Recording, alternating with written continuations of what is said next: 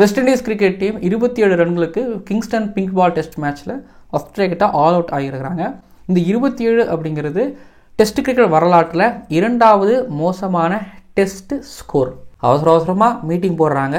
Clive Lloyd, Brian Lara, Ian Bradshaw, Shivnarine Chanderpaul அப்படின்னு அவங்களோட senior legendary கிரிக்கெட்டர்ஸ்லாம் கூப்பிட்டு என்ன பண்ணலாம், டெஸ்ட் கிரிக்கெட்டு இப்படி மோசமாகிட்டே போய்கிட்டு இருக்கு, வெஸ்ட் இண்டீஸ் இப்போ 8வது பொசிஷனில் இருக்கிறாங்கன்னு அவசரமாக மீட்டிங் போட்டிருக்கிறாங்க. வெஸ்ட் இண்டீஸ் டெஸ்ட் கிரிக்கெட்டுக்கு என்னதான் ஆச்சு அப்படிங்கிற டாப்பிக்கில் நீங்கள் 2010 பல ஆர்டிகல்ஸ் நீங்கள் படிச்சிருக்கலாம். அதுக்கப்புறம் நியூஸ் அதில் நீங்கள் கேள்விப்பட்டிருக்கலாம். யூடியூப் யுகம் வந்ததுக்கப்புறமா, சோஷியல் மீடியா யுகம் வந்ததுக்கப்புறமா 2016களுக்கு அப்புறமா நீங்கள் நிறைய வீடியோஸ் பார்க்கலாம். பட் காலங்கள் மாறினாலும் யுகங்கள் மாறினாலும் வெஸ்ட் இண்டீஸில் டெஸ்ட் கிரிக்கெட்டின் நிலைமை அப்படிங்கிறது மாறலை. என்ன காரணம் அப்படிங்கிறத நம்ம பேச போகிறோம். சம்பள பிரச்சனையா, அனைவருக்கும் T20 மீது மோகமா? ஓவருக்கு 6 பால் தான், ஆனால் நோ பால் போட்டால் 7 பால் போடு. ஐபிஎல் பப்பியா? ஜெனரல் லேடிஸ் அண்ட் ஜென்டில்மேன், இந்த ஸ்பெஷல் கிரிக்கான ஷோவில் வெஸ்ட் இண்டீஸில் டெஸ்ட் கிரிக்கெட்டோட அழிவு அதை பற்றி பேச போகிறோம் அப்படின்னு சொல்லலாமா? எனக்கு சத்தியமாக அப்படி சொல்கிறதுக்கு எனக்கு மனசு கஷ்டமாக இருக்குது. ஏன்னா டெஸ்ட் கிரிக்கெட் ஆச்சே சரி. ஆனால் வெஸ்ட் இண்டீஸில் டெஸ்ட் கிரிக்கெட்டோட டவுன்ஃபால் பற்றி பேச போகிறோம். West Indies versus Australia test சீரீஸை நான் ரொம்ப எதிர்பார்த்து காத்துக்கிட்டு இருந்தேன். ட்விட்டர்லையும் இன்ஸ்டாகிராம்லையும் நான் பதிவுகள் போட்டிருந்தேன். சரி, ரொம்ப எதிர்பார்ப்போட காத்துக்கிட்டு இருக்கிறேன் அப்படின்னு. இன்னொன்று, எனக்கு வெஸ்ட் இண்டீஸோட இந்த பவுலிங் அட்டாக் ரொம்ப பிடிச்சிருந்துச்சு. அவங்க என்ன பண்ண போகிறாங்க, அவங்க என்ன டெலிவர் பண்ண போகிறாங்க அப்படிங்கிறத எதிர்பார்த்து காத்துக்கிட்டு இருந்தேன். ஏன்னா 2018-19 காலகட்டங்களில் அப்போ அந்த ஷனன் கேப்ரியல், ரோச், ஹோல்டர் இந்த ட்ரியோ வந்து பார்த்தீங்க அப்படின்னா அவங்க ஹோமுக்கு யார் போனாலும் நொறுக்குனாங்க. அந்த டைமில் தான் வந்து பார்த்தீங்க அப்படின்னா இங்கிலாண்டெல்லாம் அவங்க பீட் பண்ணாங்க. இந்த செட் ஆஃப் பவுலிங் அட்டாக், அதாவது Jaden seals, Shamar Joseph, Alzarri Joseph, இந்த 3 ஃபாஸ்ட் பவுலர்ஸுக்களும் எப்படி டெலிவரி பண்ண போகிறாங்கன்னு பார்க்கும்போது சும்மா சொல்லக்கூடாதுங்க. இந்த 3 டெஸ்ட் மேட்ச்லையும் ஆஸ்திரேலியாவை முட்டி போட வச்சாங்க. ஆஸ்திரேலியாவோட முதுகெலும்பு உடைஞ்ச ஒரு பேட்டிங் அட்டாக்கை குத்தி உடச்சி காலி பண்ணாங்க. பட் அதுக்கு வெஸ்ட் இண்டீஸோட ஸ்லிப் கார்டன் சுத்தமாக ஒத்துழைக்கல. அதாவது பவுலிங் மட்டும்தான் அந்த டெஸ்ட் சீரீஸில் சூப்பராக இருந்துச்சு. வெஸ்ட் இண்டீஸ் சைடில் இருந்து அவங்க ஸ்லிப் கார்டன் மோசமாக இருந்துச்சு, அவங்களோட பேட்டிங் அதை விட மோசமாக இருந்தது. கொஞ்சம் அவங்களோட ஸ்லிப் கார்டனும் கொஞ்சம் அவங்களோட பவுலிங்கும் அவங்களுக்கு ஒத்துழைச்சிருந்தா வெஸ்ட் இண்டீஸ் கிரனடால கண்டிப்பாக வின் பண்ணியிருந்திருக்கலாம். அடுத்து பிங்க் பால் டெஸ்ட் மேட்சை கிங்ஸ்டனில் வின் பண்ணியிருந்திருக்கலாம். ஏன் ஃபர்ஸ்ட் டெஸ்ட் மேட்ச்சில் வந்து பார்த்தீங்க அப்படின்னா அவங்களுக்கு ஒரு பெரிய டார்கெட் கிடைச்சிருந்துருக்காது. ஆனால் மொத்தத்தையும் அவங்க தலையில் அவங்களே மண்ணவாரி போட்டுட்டாங்க. ஆனால் மொத்தத்தையும் தார வாத்துட்டாங்க. 27 ரன்னுக்கு ஆல் அவுட் ஆகிறது. 204 சேஸ் பண்ணும்போது 34 ஓவரில் ஆல் அவுட் ஆகிறது. அதுக்கப்புறம் ஃபர்ஸ்ட் டெஸ்ட்டில் ஒரு 300 ரன் சேஸ் பண்ணும்போது திரும்பவும் ஒரு 33 ஓவரில் ஆல் அவுட் ஆகிறது. எடுத்துகிட்டு போகவே இல்லை. 30 செகண்ட் இன்னிங்ஸ் அவங்க வந்து ஒரு 30 ஓவருக்கு மேலே போகவே இல்லை. அந்த பாலோட ஷைன் போகிறதுக்குள்ளே மொத்த மேட்சும் முடிகிற அளவுக்கு தான் வெஸ்ட் இண்டீஸோட பேட்டிங் செகண்ட் இன்னிங்ஸில் ஒவ்வொரு தடவையும் இருந்திருக்கு. ரொம்ப வருத்தமாக இருக்குது. இத்தனைக்கும் சொல்கிறேன், வெஸ்ட் இண்டீஸோட பிச்சர்ஸ் இதுக்கு முன்னாடி வந்து பார்த்தீங்க அப்படின்னா இந்த அளவுக்கு ஒரு பேஸ் டெக்காக இருந்ததே கிடையாது. எனக்கு வந்து இந்த கிரனடாலாம் பெருசாக டெஸ்ட் மேட்ச் நடந்ததே கிடையாது. அங்கே பிச்சு எப்படி இருக்குன்னு நினைக்கும் போது ரொம்ப நல்லா இருந்ததுங்க பிச்சு. ஆமாம், நல்லா இருந்துச்சு. அடுத்ததாக பிரிட்ஜ்டவுன்லேயும் கிங்ஸ்டன்லேயும் எப்படி இருக்க போதுன்னு எக்ஸ்பெக்ட் பண்ணேன். ஆனால் அங்கேயும் பிச்சு நல்லா இருந்துச்சு, உசுறு இருந்துச்சு பிச்சில்.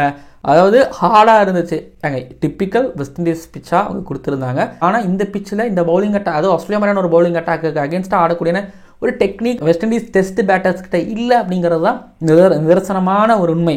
ஏன் பிச்சு இப்படி போட்டாங்கன்னு கேள்வி கேட்க மாட்டானா?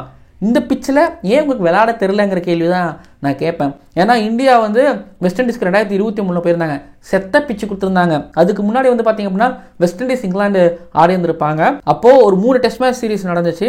அதில் வந்து ஒரு 2 டெஸ்ட் மேட்ச் ட்ரா, ஒரு மேட்ச் வந்து வெஸ்ட் இண்டீஸ் வின் பண்ணியிருப்பாங்க. விக்கெட் ரொம்ப ஃப்ளாட்டாக இருக்கும். ஆக்சுவலி அந்த விக்கெட்டாவது கொஞ்சம் மாதிரி ரீசனபிளாக இருந்தது. ஆனால் இந்தியாவும் வெஸ்ட் இண்டீஸும் ஒரு சீரிஸ் ஆடினாங்க. அந்த விக்கெட்லாம் ரொம்ப மோசமாக இருந்தது, ரொம்ப ஸ்லோவாக இருந்தது. அவுட்ஃபீல்ட் ரொம்ப ரொம்ப ரொம்ப ஸ்லோவாகவே இருந்துச்சு. இந்த உயிருள்ள பிச்சை வெஸ்ட் இண்டீஸ் கிரிக்கெட் போர்டு கொடுத்துருந்தாங்க. இது வெஸ்ட் இண்டீஸ்க்கு பாதகமாகவே அமைஞ்சிச்சு. இந்த ஒரு பேட்டிங் அட்டாக்கு அவங்களால சமாளிக்கவே முடியல. ஸ்டார்க்கு, ஹேசல்வுட்டு, ஸ்காட்டி போலாண்டு, பேட் கமின்ஸ் இவங்களுக்கு அகேன்ஸ்டெல்லாம் ஏழை. இத்தனைக்கும் நேரத்தில் நான் உட்கார வச்சுட்டு இன்னொரு ஃபாஸ்ட் பாலரை வந்து ஆடி ஒரு மாதிரி பெரிய பெரிய பஞ்சஸ் கொடுத்தாங்க. ஹேட்ரிக்கு முதல் ஓவரில் 3 விக்கெட்டு, ஒரே ஓவரில் 2 விக்கெட் எடுக்கிறதுன்னு சொல்லிட்டு இந்த T20 கிரிக்கெட்டை கண்ணில் காமிச்ச மாதிரி T20 கிரிக்கெட்டை கண்ணில் காமிச்ச மாதிரி மிச்சல் ஸ்டார்க்கும் விட்டு மேய்ஞ்சார். சரி, வெஸ்ட் இண்டீஸ் இப்படி தோத்தாங்க ஒரு பக்கம். இன்னொரு பக்கம் 27 ரன்னுக்கு ஆல் அவுட் ஆகிறாங்க. இப்போ அவசரமான ஒரு மீட்டிங். எதனால் இந்த 27 ரன்னு ஆல் அவுட்டு அண்ட் சீரீஸை தோத்தது அப்படிங்கிறது ஒரு பக்கம். தொடர்ந்து டெஸ்ட்டில் வந்து தோத்துக்கிட்டே இருக்கிறாங்கங்கிறது ஒரு பக்கம். என்ன நடந்துக்கிட்டு இருக்குது வெஸ்ட் இண்டீஸில்? முன்னாடி கேட்ட கேள்வி தான், பாலிடிக்ஸா, T20 மோகமா, இல்லை சம்பள பிரச்சனையா? கார்ல் ஹூப்பரும் பிரெயின் லாராவும் தனித்தனியாக அவங்களோட இன்டர்வியூவில் பாட்காஸ்ட்டில் அவங்க சொன்னது தான் வந்து இப்போ என்னோட பதிலாகவும் இருக்க போகுது. அதாவது எனக்கு ஒரு புரிதல் இருக்குல்ல, அதுதான் உண்மை அப்படின்னு கார்ல் ஹூப்பரும் பிரெயின் லாராவோட வார்த்தைகளாகவே இருக்குது. என்னன்னா, முதல்ல எங்கே பிளேஸை பேக் பண்ணுறாங்க வெஸ்ட் இண்டீஸ் கிரிக்கெட் போர்டு, எங்கே அந்த பிரச்சனை நடக்குது, எதனால் அந்த பிரச்சனை நடக்குது? ஏன்னா இப்போ கேபாவின்னு எடுத்துக்கிட்டிங்கன்னா இந்த தேகநரன் சந்திரபவுல், கிரிக் மெக்கன்சி, அலெக் ஏத்தன்ஸ், அப்புறம் ஹார்ஜு, இவங்கெல்லாம் அந்த ஹிஸ்டாரிக் கேபா டெஸ்ட் வின்ல இருந்தாங்க. ஆனால் அவங்களில் எத்தனை பேர் இப்போது இந்த டெஸ்ட் மேட்ச்சில், அது இப்போ நடக்கிற டெஸ்ட் சீரீஸில் ஆனாங்க சொல்லுங்களேன்? கேபா டெஸ்ட் வின் என்ன 10 வருஷத்துக்கு முன்னாடியா, இல்லை 5 வருஷத்துக்கு முன்னாடியா? இப்போ தான் நடந்து முடிஞ்சிச்சு, போன சைக்கிள் தான் நடந்து முடிஞ்சிச்சு. ஆனால் இப்போ அந்த பிளேயர்ஸ்லாம் எங்கே? இப்போ தேவநரன் சந்திரபால் கொஞ்சம் தடுமாறி இருக்கிறாதான், அதுக்குன்னு முரட்டு ஃபார்ம் அவுட்லாம் கிடையாது. ஓப்பனரை நீங்கள் பேக் பண்ணீங்க அப்படின்னா ஒரு ரன்ஸ் ஆட்டோமேட்டிக்காக வரும். இப்போ ஹார்ட் எடுத்துக்கிட்டிங்கன்னா இங்கிலாந்தில் வந்து நாட்டிங்கம்ல 120 அடிச்சிருப்பாரு, கேபால அப்போ ஒரு 71 ரன்னு. அதுக்கப்புறம் ஜோஷ்வா டா சில்வா அவரும் ஒரு மாதிரி இன்கன்சிஸ்டண்ட்டாக இருப்பார், ஆனால் கேபா டெஸ்ட்டில் அவர் நல்லா விளையாண்டுருப்பார். சரி, ஓகே, அவருக்கு வர நீங்கள் ஷை ஹோப்பை நீங்கள் உள்ளே கொண்டு வரீங்க, நீங்கள் ஷை ஹோப்பை கொஞ்சம் ப்ரொமோட் பண்ணுறீங்க அப்படிங்கிறதுனால சரி, ஜோஷ்வா டா சில்வா வந்து பல வருஷமாக டவுரிச்சுக்கு அப்புறம் ஒரு விக்கெட் கீப்பிங் பண்ணிகிட்டு இருக்காங்கிறதுனால ஸோ நீங்கள் மாற்று பார்க்குறீங்க, உங்களுக்கு ஒரு நல்ல ஒரு மாற்று ஷை ஹோப்பும் இருக்குது. ஓகே, மற்ற பிளேயர்ஸுகளுக்கு நல்ல ரீப்ளேஸ்மெண்ட் நடந்துச்சா? நடக்கவே இல்லை. எதுக்கு அந்த இடத்துல ரீப்ளேஸ்மெண்ட் தான் ஒரு கேள்வி. இப்போ சொன்னால் அந்த பிளேயர்ஸுகளுக்கெல்லாம் எவ்வளோ டெஸ்ட் மேட்சஸ் கொடுத்தாங்க, எதுக்கு அவங்கள பேக் பண்ணாமல் போனாங்க? இந்த பிரச்சனை இன்னைக்கு நேற்று கிடையாது. இந்த பிரச்சனை வந்து பார்த்தீங்க அப்படின்னா ஒரு 10 வருஷம் நம்ம பின்னோக்கி போகலாம். அதாவது அப்போ வந்து பார்த்தீங்க அப்படின்னா Darren Sammy, Bravo, Pollard, Narine இவங்கெல்லாம் சம்பள பிரச்சனை இருந்துச்சு, கொஞ்சம் கிரிக்கெட் போர்டோட வந்து பார்த்தீங்கன்னா கொஞ்சம் பிரச்சனை இருந்துச்சுங்கிறதுனால அவங்க கொஞ்சம் வெளியில் போகவும் அப்படியே இருந்தாங்க. ஹோல்டர்கிட்ட கேப்டன்சி கொடுத்தாங்க. ஹோல்டர்கிட்ட மொத்தமாக கொடுத்ததுக்கு அப்புறமா அப்போ வந்து நான் சொல்லியிருந்திருப்பேன், என்னோட பழைய வீடியோஸ் எடுத்து பார்த்தீங்கன்னா, வெஸ்ட் இண்டீஸில் வந்து பார்த்தீங்கன்னா இப்போ எல்லாமே சரியாயிடுச்சு, அங்கே டொமஸ்டிக் மேட்ச்லாம் கொஞ்சம் சரியாக நடந்துகிட்டு இருக்குது அப்படிங்கிற மாதிரி நான் அப்போ 2018-19 வாக்கில் நான் பேசியிருப்பேன். அதே நேரத்தில் வந்து பார்த்தீங்க அப்படின்னா ஒரு டெஸ்ட் பேரை பார்த்தேன் அப்படின்னா அவருக்கு ஒரு லாங் ரன் ஒன்று கொடுத்தாங்க. யாரையும் உடனே தூக்கி போடலாம் கிடையாது. ஹோல்டர் இருக்கும் போது அந்த ஒரு 5 வருஷம் நல்லாவே போய்கிட்டு இருந்தது. அது ரெட் பாலாக இருந்தாலும் சரி தான், ஒயிட் பாலாக இருந்தாலும் சரி தான். ஆனால் ரெட் பாலில் ஹோல்டரோட கேப்டன்சியில் அந்த டீம் சரியான பாதையில் பயணிச்சுக்கிட்டு இருந்தாங்கன்னு நான் நினைக்கிறேன். ஒரு பிளேயரை பேக் பண்ணுறது, அங்கே ஒரு லாங் ரன் கொடுக்குறது, இதெல்லாமே சரியாக நடந்துச்சு. இப்போது ஜேசன் ஹோல்டர்கிட்ட இருந்து எதுக்கு அதாவது கிரைக் பிராத்வேட் கிட்ட கேப்டன்சி கொடுத்தாங்கிறது எனக்கு புரியல. ஏன்னா ஹோல்டரோட கேப்டன்சியில் வெஸ்ட் இண்டீஸ் ஒன்று வந்து பார்த்தீங்கன்னா அவ்வளோ மோசமான தோல்விகள்லாம் சந்திக்கலை, அவரும் மோசமாக பர்ஃபார்மன்ஸ் பண்ணலை. ஆனால் ஹோல்டர்கிட்ட இருந்து கிரைக் பிராத்வேட் கொடுத்தாங்க. கிரைக் பிராத்வேட் கொடுத்ததுக்கு அப்புறமும் வெஸ்ட் இண்டீஸோட முகம் மாறியதானா? மாறலை. கிரைக் பிராத்வேட் கிட்ட வந்ததுக்கப்புறம் அந்த முடிவுக்கு அப்புறம் தான் வந்து பார்த்தீங்க அப்படின்னா திரும்பவும் வெஸ்ட் இண்டீஸோட டெஸ்ட் கிரிக்கெட்டில் ஒரு பிளேயர் ஒரு சீரீஸ் ஆடுறாரு, இல்லை ஒரு சீசன் ஆடுறாருன்னா அடுத்த சீசனில் நீங்கள் அவரை பார்க்க முடியாது. ஒரு 2 சீரீஸ் ஆடுறாருன்னா அந்த பிளேயரை நீங்கள் அடுத்த சீரீஸில் நீங்கள் பார்க்க முடியாதுங்கிற நிலைமை தான் அதுக்கப்புறம் இருந்துச்சு. அது ரொம்ப முத்துனது எப்போ அப்படின்னா கடந்த ஒரு 2-3 வருஷமாகவே அது ரொம்ப முத்தி போயிருக்குங்கிற மாதிரி தான் நான் பார்ப்பேன். 2021 கிரைக் பிராத்வேட் வந்து டெஸ்ட்டில் கேப்டனாக வெஸ்ட் இண்டீஸ்க்காக பதவி ஏற்றார். அந்த டைமில் தான் வந்து பார்த்தீங்க அப்படின்னா உங்களுக்கே தெரியும்ல, 2021 T20 வேர்ல்டு கப்பில் தான் வந்து கைரன் பொல்லார்டு கையில் வந்து T20 கேப்டன்சி வந்து கொடுத்தாங்க. அப்படி கொடுத்தோடனே அவர் என்ன பண்ணார், அவரோட சீனியர் ப்ரோக்களான ஒரு கெயிலு, பிராவோ, ரவி ராம்பால், அதுக்கப்புறம் ரசிலு இவங்களெல்லாம் உள்ளே கொண்டு வந்து ஆட வச்சார். ரிசல்ட் பெருசாக வரல. ஆனால் கிரிக்கெட் வெஸ்ட் இண்டீஸ் வந்து கொஞ்சம் பிளேயர்ஸ் சொல்கிறதையும் கேட்குறாங்க, அவங்களுக்கு விக்டரி தேவைப்படுது அப்படிங்கிற மாதிரி பார்த்தோம். பட் அந்த இடத்துல வந்து பார்த்தீங்க அப்படின்னா ஹோல்டர்கிட்ட இருந்து கேப்டன்சி பறித்து பொல்லார்டுகிட்ட கொடுத்தாங்க. சரி, ஏதோ ஒரு முன்னேற்ற பாதையில் போகிறாங்கன்னு நினைக்கும் போது எதுவுமே அவங்களுக்கு முன்னேற்றத்தை சுத்தமாக தரவும் இல்லை. சரி, பொல்லார்டுகிட்ட இருந்து நிக்லஸ் புரான்ட்ட கொடுத்தாங்க. நிக்லஸ் புரான் வந்து 2022 T20 வேர்ல்டு கப் வந்து கேப்டன்சி பண்ணியிருந்திருப்பாரு. அவர் தோப்பாராம். தோத்ததுக்கப்புறம் வந்து பார்த்தீங்க அப்படின்னா கை மாறினதுக்கப்புறம் டேரன் சமி T20யோட கோச்சு, அப்புறம் ரோமன் பவுல் ஓஹோன்னு சொல்லி பேசிக்கிட்டு இருந்தாங்க. இப்போது ரோமன் பவுல் வந்து பார்த்தீங்கன்னா கேப்டன் சேர்ந்து கழட்டி விட்டுட்டு ஷை ஹோப்பை கேப்டனாக போட்டுக்கிறாங்க. இப்போ ஷை ஹோப்புக்கு அடுத்து 2026 இந்தியாவில் ஸ்ரீலங்கா நடக்கிற அந்த T20 வேர்ல்டு கப் தான் அவருக்கு கொடுத்த ஸ்டின்ட்னு நான் நினைக்கிறேன், என்னோட புரிதல் படி. இப்போ அதில் அவர் தோக்குறாரு அப்படின்னா அப்போ அடுத்தது யார்கிட்ட கேப்டன்சி கொடுக்க போகிறாங்க? ஆக்சுவலி அந்த டீம் அதாவது T20 டீம் நல்லா இருக்குது, வெஸ்ட் இண்டீஸ் பொறுத்தவரை T20 டீம் நல்லா இருக்குது. பட் அவங்களுக்கு பேட்டிங்கில் பிரச்சனை இருக்குது. இத்தனைக்கும் ஒன்று சொல்கிறேன், ஒயிட் பால்லையும் சாம்பியன்ஸ் ட்ரோஃபி அவங்க ஆடலை. T20 வேர்ல்டு கப்லையும் போன தடவை வந்து பார்த்திங்க அப்படின்னா எப்படி குவாலிஃபைட் ஆனாங்க? அவங்க ஒன் ஆஃப் த ஹோஸ்ட்டுங்கிறதுனால அவங்க குவாலிஃபைட் ஆனாங்க. அதுக்கு முன்னாடி குரூப் ஸ்டேஜில் அவங்க வெளியில் போனாங்க. இத்தனைக்கும் போன 2024 T20 வேர்ல்டு கப்பில் செமிஃபைனல் போக வேண்டிய ஒரு வாய்ப்பை ஹோம் அட்வான்டேஜ் அவங்க வந்து மிஸ் பண்ணாங்க. நல்ல பிளேயர்ஸ்லாம் இருந்து அவங்க வந்து மிஸ் பண்ணாங்க. ஆனால் ஒரு T20 வேர்ல்டு கப் தோற்றதுக்கப்புறம் டக்குன்னு கேப்டன்சி சேஞ்ச் ஆகிறது இதெல்லாம் பார்க்கும்போது அது எனக்கு அவ்வளோ சிறப்பாக இல்லை. அப்புறம் இன்னொன்று டெஸ்ட் கிரிக்கெட் நாங்கள் வரும்போது அகைன் டெஸ்ட் ரிப்பீட் பண்ணுறேன், பிளேயரை பேக் பண்ண மாட்டாங்க. கார்ல் ஹூப்பரும் அதான் சொன்னார், என்ன நடக்குது அப்படின்னு தெரில. நான் வந்து இதுக்கு முன்னாடி நான் வெஸ்ட் இண்டீஸ் கிரிக்கெட் நான் ஃபாலோ பண்ணல, கேபா டெஸ்ட் மேட்ச்சுக்கு அப்புறம் நான் வந்து வெஸ்ட் இண்டீஸ் டெஸ்ட் கிரிக்கெட் நான் ஃபாலோ பண்ணலான்னு பார்க்கும்போது திரும்ப அந்த 2 சீரீஸில் சில பிளேயர்ஸ் இருக்காங்க, அதுக்கப்புறம் அந்த பிளேயர்ஸ் இல்லவே இல்லை. சர்ரா வெஸ்ட் இண்டீஸ் கிரிக்கெட் வந்து டெஸ்ட் கிரிக்கெட்டில் ஒரு முன்னோக்கி ஒரு கால் எடுத்து வைக்கிறாங்கன்னு பார்க்கும்போது இப்போது 2 கால் பின்னாடி வைக்கிறாங்களோ அப்படிங்கிற மாதிரி எனக்கு தோண ஆரம்பிக்குது. அதனால் கிரிக்கெட் வெஸ்ட் இண்டீஸ் நான் பெருசாக டெஸ்ட் கிரிக்கெட்டில் ஃபாலோ பண்ணல அப்படின்னு கார்ல் ஹூப்பர் ஒரு பக்கம் சொல்லல. பிரைன் லாரா என்ன சொன்னாருன்னா, ஸ்ட்ரக்சரே அதாவது டொமஸ்டிக்கோட ஸ்ட்ரக்சரே இங்கே மோசமாக இருக்குது. லாரா என்ன சொல்கிறாருன்னா, ஒரு யங் பிளேயர் வெஸ்ட் இண்டீஸ் டீமுக்குள்ள வராரு அப்படின்னா அவர் ரெடியாகி தான் வராரா அப்படிங்கிற ஒரு கேள்வி மாதிரி அவர் எழுப்புறாரு. இப்போ ஐபிஎல்ல பாருங்களேன், ஐபிஎல் எப்படி ஒரு மாதிரி ஆர்கனைஸ்டாக நடத்துகிறாங்க, அது மாதிரி இங்கே வெஸ்ட் இண்டீஸ் இயங்குதான்னா இல்லை அப்படிங்கிற மாதிரி பிரைன் லாரா சொல்லியிருக்கிறாரு. பட் இது வரைக்கும் வந்து பார்த்திங்க அப்படின்னா எங்களுக்கு சம்பள பிரச்சனை இருக்குது, எங்களுக்கு காசு தரதில்லை, அதனால தான் வந்து பார்த்திங்க அப்படின்னா நாங்கள் டெஸ்ட் கிரிக்கெட்டில் ஃபோக்கஸ் பண்ணலான்னு எந்த ஒரு பிளேயரும் சொல்ல, எந்த ஒரு ஃபார்மர் வெஸ்ட் இண்டீஸ் கிரிக்கெட்டர்ஸும் சொல்லலை.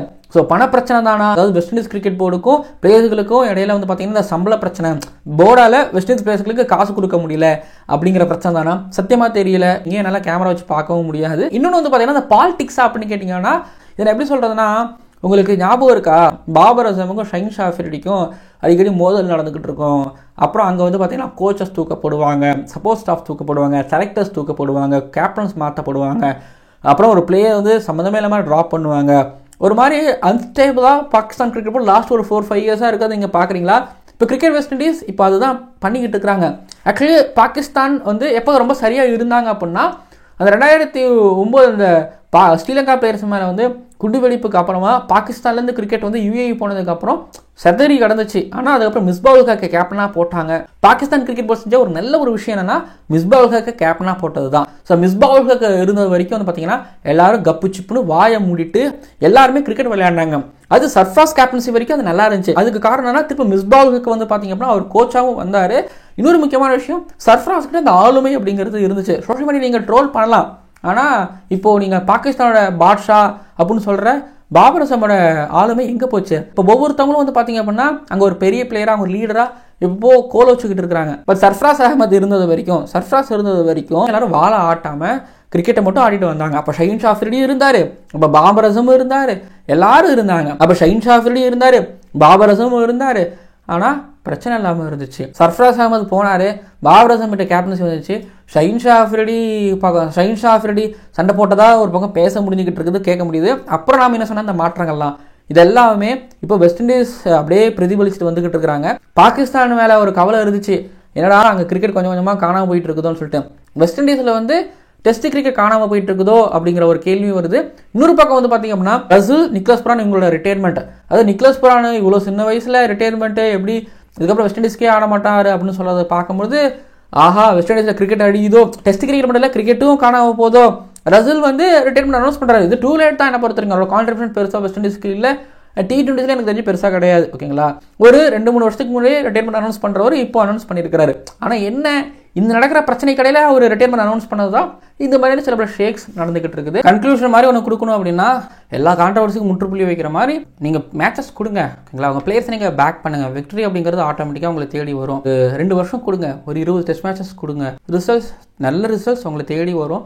ஏன்னா ஹோமில் இங்கிலாண்டை போட்டு துவன்னு துவைக்கிறது, ஹோமில் வேறு ஏதாவது ஒரு டீம் வந்தால் அவங்கக்கிட்ட சாகிறது, வெளியூரில் போனால் அதே இங்கிலாண்டுக்கிட்ட குத்துயிரும் குளிரமாக அடி வாங்கிட்டு வருது. ஸோ குத்துயிரும் குளிரமாக அடி வாங்கிட்டு வருது. அவங்க கொஞ்சம் டைம் கொடுத்தா நல்ல ரிசல்ட்ஸ் வரும். அப்புறம் இன்னொன்று இந்த T20 மோகத்தால் இப்போ நான் சொன்ன இந்த பிளேயர்ஸ்லாம், அது தேகுநரன் சந்திரபால், அப்புறம் கிரிக் மெக்கன்சி, பிளாக்வுட்டு, அலெக் எதன்ஸு. பிளாக்வுட்டு எங்கேயாவது T20 மேட்சஸில் நீங்கள் பார்த்துருக்கலாம். பட் அலெக் எதன்ஸு, ஹார்ஜ், இவங்களாம் நீங்கள் எந்த லீக்கில் நீங்கள் பார்த்துருப்பீங்க? கரீபியன் பிரீமியர் லீக் அவங்க ஆடி தான் ஆகணும், ஏன்னா அவங்களோட ஹோம் லீகு அப்படிங்கிறதுனால.